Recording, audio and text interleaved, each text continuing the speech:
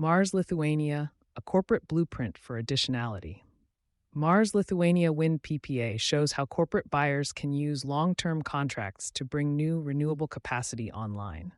Mars signed a virtual PPA for most of the output from a planned wind farm in Lithuania that doesn't exist yet. That structure matters more than the megawatt number. And it illustrates something procurement teams increasingly need to understand about how corporate renewable contracts actually get scored on additionality. Mars Incorporated announced a long-term virtual power purchase agreement, VPPA, with European Energy for the planned Skuodas wind farm in Lithuania. The 158.4 megawatt project is expected to generate approximately 490 gigawatt hours of renewable electricity per year when it comes online in 2028, enough to power around 250,000 homes. The deal includes bundled guarantees of origin and will support Marzal pet food manufacturing facility in Lithuania, as well as its broader European value chain electricity needs. The announcement is straightforward as corporate clean energy commitments go. What makes it worth paying attention to is the specific structure. Mars is contracting the output of a project that has not yet been built. The long-term financial commitment from a corporate buyer is what makes the project financially viable enough to proceed. That is additionality in its most direct form. Why additionality is the right lens for evaluating corporate renewable energy PPAs. The additionality question in corporate renewable energy procurement is simple to state and genuinely difficult to answer in practice. A company that buys renewable energy certificates from a wind farm that has been operating for a decade is not adding new clean energy to the grid. It's claiming credit for generation that would have happened regardless.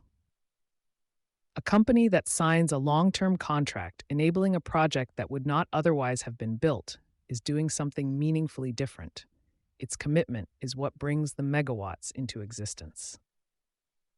The Skuodas deal sits clearly in the second category.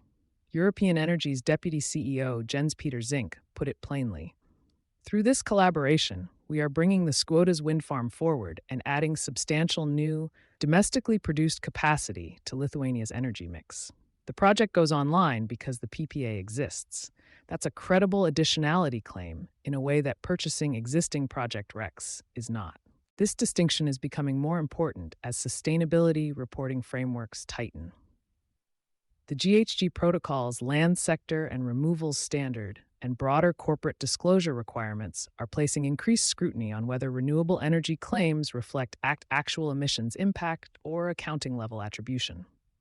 Procurement teams structuring new clean energy agreements in 2026 are working in an environment where "we bought RECs" is increasingly an insufficient answer to auditors and investors asking about the real-world effect of the company's energy procurement choices. What the Mars Renewables Acceleration Program approach means for Scope 3 procurement strategy. Mars is not just using this contract to cover its own operational electricity. The stated goal is to extend renewable electricity coverage across its full value chain, which includes Scope 3 supplier electricity. That is harder to execute credibly than covering owned operations, and most companies haven't attempted it at scale. Mars expects its Renewables Acceleration Program overall to contribute approximately a 10% reduction in its total carbon footprint by 2030 against a 2015 baseline. The program has moved in sequence. A 2025 agreement covering more than 100 solar projects in Poland and 3 U.S. projects with Enel, followed by a deal for 70% of the output from the Kolvallen wind farm in Sweden, and now the Skuodas commitment in Lithuania. Each is a new build contract. The pattern reflects a deliberate choice to use long-term financial commitments to enable capacity that otherwise would not exist, rather than to purchase credit from existing generation. For sustainability and procurement teams benchmarking their own renewable energy strategies, the Mars approach offers a useful reference point. New build contracts carry more construction and timeline risk than purchasing from existing projects.